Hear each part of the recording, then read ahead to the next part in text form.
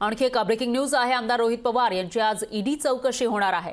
खासदार सुप्रिया सुळे रोहित पवारांसोबत ईडी कार्यालयामध्ये जाणार असल्याचं कळतंय। तर चौकशीसाठी शरद पवार शेजारच्या पक्ष कार्यालयामध्ये हजर राहणार आहेत। ईडी कार्यालयाजवळील पक्ष कार्यालयामध्ये पवार दिवसभर थांबणार असल्याचं कळतंय। तर पवार गटाच्या कार्यालयाबाहेर कार्यकर्ते जमण्यास सुरुवात झाली आहे आणि कार्यकर्त्यांची रोहित पवार यांच्या समर्थनार्थ घोषणाबाजी सुद्धा पाहायला मिळते। तर रोहित पवार यांना ईडी चौकशीसाठी नोटीस आलेली आहे आणि त्यानुसार ते आज चौकशीसाठी हजर राहणार आहेत। दरम्यान त्यांच्या सोबत आता शरद पवार असतील, सुप्रिया सुळे असतील, या ठामपणे उभे असल्याचं पाहायला मिळतं। एकीकडे ईडी कार्यालयामध्ये जेव्हा रोहित पवार हे चौकशीसाठी जातील तेव्हा सुप्रिया सुळे त्यांच्या सोबत जाणार आहेत। तर ही तिकडची थेट दृश्य आपण बघू शकतो। एनसीपी कार्यालयामध्ये आज शरद पवार असणार आहेत आणि त्या ठिकाणी कार्यकर्ते जमण्यास सुरुवात झाल्याचं दिसतंय। रोहित पवारांना जी नोटीस आलेली आहे त्याचं उत्तर देण्यासाठी ते त्याला जात आहेत आणि त्याविषयी अशी राजकीय दृष्ट्या जाणीवपूर्वक नोटीस आलेली अशी भावना आहे। त्यामुळं लोकांच्यातून प्रतिक्रिया येणं स्वाभाविक आहे। आणि याविषयी अधिक माहितीसाठी आपले प्रतिनिधी भूषण शिंदे हे थेट आपल्यासोबत जोडले गेले आहेत। भूषण, काय सांगाल? आज रोहित पवारांची ईडी चौकशी होणार आहे, पण महत्त्वाची गोष्ट म्हणजे शरद पवार स्वतः एनसीपी ऑफिसमध्ये जे ईडी कार्यालयाच्या जवळच आहे तिथं असतील आणि त्यामुळे कार्यकर्त्यांमध्ये एक वेगळीच कार्यकर्त्यांची गर्दी या ठिकाणी होताना दिसते। सध्या एनसीपीच्या कार्यालयाबाहेर कशा पद्धतीचं वातावरण दिसतंय? नक्कीच फार एकंदर राष्ट्रवादी काँग्रेस शरद पवार गटाचे आमदार आणि शरद पवार कुटुंबातील एक सदस्य रोहित पवार यांना आज ईडीची नोटीस आलेली आहे। ते आज ईडी समोर चौकशीला सामोरे जाणार आहेत। एकंदर पाहू शकता सध्या तरी राष्ट्रवादी काँग्रेस कार्यालयाबाहेर एक मोठी गर्दी कार्यकर्त्यांची मोठी गर्दी पाहायला मिळत आहे। सर्व कार्यकर्ते हे रोहित पवार यांच्या समर्थनार्थ घोषणाबाजी करत आहेत। रोहित पवार यांनी एकंदर संपूर्ण चौकशी समोर जावं, आपला पाठिंबा असल्याचं देखील कार्यकर्ते जाहीर करत आहेत। आपण काही कार्यकर्त्यांची बातचीत देखील करणार आहोत। दादा, काय सांगाल? एकंदर आज रोहित पवार स्वतः चौकशीला समोर जाणार आहे, ईडी समोर जाणार आहेत, तुमच्या मनात काय भावना आहे, काय सांगाल?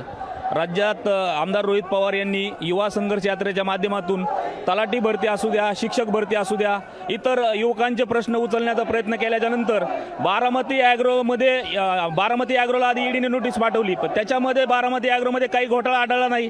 त्याच्यानंतर वैयक्तिक रोहितदादांना त्रास देण्याच्या हेतूनेच हे तलाठी घोटाळा आणि शिक्षक भरतीचा याचा त्याचा आवाज उचलला। एमपीएससीचे प्रश्न असू द्या किंवा राज्यातील युवकांचे इतर प्रश्न असू द्या, त्या संदर्भात आवाज उठवल्यामुळे आजची ईडीची नोटीस पाठवली। त्यातून रोहितदादा पवार सुखरूप बाहेर येतील। सूडबुद्धीने कारवाई होते कसं मला वाटतं का? मी याला सरळ सुडाचं राजकारण म्हणाल, कारण तलाठी भरती प्रकरणामध्ये जो घोटाळा झाला त्या सर्वात पहिला आवाज रोहितदादांनी उठवला। रोहितदादांच्या कारखान्याला नोटीस पाठवली, ठीक आहे, पण आज स्वतः वैयक्तिक रोहितदादांना ईडीचं समन्स, हे सुडाचं राजकारण चाललंय। ईडीला हाताशी धरलं जात आहे आणि युवकांचे प्रश्न जे आज पुढे करेल त्या नेत्याला वेठीस धरलं जात आहे। रोहितदादांनी युवकांना चांगलं मार्गदर्शन करतात, त्यांचे प्रश्न विधानसभेमध्ये मांडतात। तुम्ही स्वतः बघितलं असेल तलाठी भरती प्रकरणामध्ये काय झालं, सरकारने आतापर्यंत काय ठोस निर्णय घेतला, एमपीएससी परीक्षा, शिक्षक भरती घोटाळा, ह्याच्यामध्ये जे रोहितदादांनी आज आवाज उठवत आहेत त्यामुळं रोहितदादांना टार्गेट केलं जात आहे। त्यासाठी आवाज उठवण्यासाठी आणि रोहितदादांना समर्थन देण्यासाठी आम्ही आज महाराष्ट्रातून संपूर्ण जमा झालो होतो युवक। रोहित पवार यांचं एक वक्तव्य होतं, रोहित पवार म्हणाले होते की जर मी अजित पवार सोबत गेलो असतो तर कारवाई झाली नसती, असं रोहित पवार म्हणाले होते। हो, अगदी बरोबर आहे। हे जाणून बुजून दादांनी ह्याला कुणालाही कसलाही हे दिला नाही। दादांनी कुणालाही दडदपटशाहीला दादांनी थारा दिला नाही, त्यामुळे दादांना टार्गेट केलं जात आहे।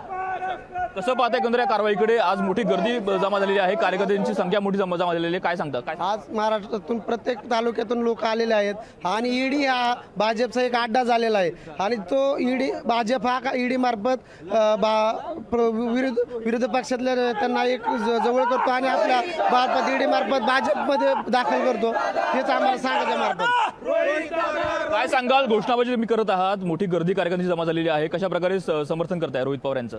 या ठिकाणी आम्ही रोहितदादांच्या समर्थनात या ठिकाणी आलेलो आहोत। रोहितदादांच्या विरोधात ईडीने जी कारवाई केलेली आहे, सध्या रोहितदादा जे युवकांचे प्रश्न, महिलांचे प्रश्न, शेतकऱ्यांचे प्रश्न घेऊन त्यांनी जी युवा संघर्ष यात्रा काढली, पुण्यापासून नागपूरपर्यंत 800 किलोमीटरचा जो पायी प्रवास केला, त्याला मिळालेला जो उदंड प्रतिसाद आहे, शेतकऱ्यांनी, युवकांनी, महिलांनी त्यांना जो प्रतिसाद दिला, त्या प्रतिसादाला भिवून या ईडीने त्यांच्या विरोधात ही कारवाई करण्याचं काम केलेलं आहे। आणि सरकारच्या विरोधात रोहितदादांनी जे आक्रमकपणे प्रश्न मांडलेले आहेत, युवकांच्या पेपरफुटीचा नोकरीचा प्रश्न असेल, बेकारीचा प्रश्न असेल, परीक्षेच्या फीचा प्रश्न असेल, या सर्व प्रश्नांच्या विरोधात रान उठवलेला आहे. युवकांचा मिळता जो प्रतिसाद आहे त्याला सरकार घाबरलेलं आहे आणि ईडीला पुढे करून दादांची मुस्कटदाबी करण्याचा या ठिकाणी सरकार प्रयत्न करत आहे. रोहित पवार यांचं एक वक्तव्य होतं, जर अजित पवार सोबत गेलो असतो तर माझ्यावर कारवाई झाली नसते, ते म्हणत होते. कसं पाहता याकडे? त्यांचं म्हणणं अगदी बरोबर आहे. ईडी म्हणजे सध्या भाजपा म्हणजे काय झालंय, जे करायचं आहे ते करा, कितीही भ्रष्टाचार करा, पण तो आमच्या इकडे येऊन करा. तिकडे गेलो तर तो भ्रष्टाचार असेल, पण आमच्या इकडे जर तुम्ही आलात तर ते पुण्यकर्म ग्राह्य धरलं जाईल. या ठिकाणी मोदी साहेबांनी ते सिद्ध केले. मध्य प्रदेशच्या निवडणुकीमध्ये ते सरळ म्हणले, सिंचाई का 72,000 करोड का जो घोटाला हुआ है महाराष्ट्र में उसका जबाबदार कोण, असं वक्तव्य ते करताच. आणि दुसऱ्या तिसऱ्या दिवशी जिथं उपमुख्यमंत्री पदाचा शपथविधी होतो. याचा अर्थ काय? सरळ सरळ मोदी साहेबांचं आव्हान आहे, तुम्ही या, आमच्या इथं या, जे भ्रष्टाचार करायचा आहे आमच्या इथं करा, जे पुण्यकर्म आहे ते इथं येऊन करा, आम्ही तुमच्या सोबत आहोत. म्हणजे भ्रष्टाचाराला खतपाणी घालण्याचं काम मोदी साहेब या ठिकाणी करतायत, भाजप सरकार या ठिकाणी करत आहे. शेवटचा प्रश्न, एक कार्यकर्ता म्हणून सरकारला काय इशारा द्याल? या ठिकाणी आम्ही सरकारला एवढंच सांगू इच्छितो की येणाऱ्या काळामध्ये महाराष्ट्रातले तरुण, शेतकरी, महिला या सगळ्याची एकजूट असेल आणि या सरकारची उचलबांगडी केल्याशिवाय आणि उचलटांगडी केल्याशिवाय आम्ही स्वस्थ बसणार नाही, असं ते सरकार नाही करत. संपूर्ण कार्यकर्ते हे आक्रमक झालेले आहेत आणि एकंदर रोहित पवार यांच्या समर्थनार्थ घोषणाबाजी सुरू आहे. ईडीच्या विरोधामध्ये घोषणाबाजी सुरू आहे.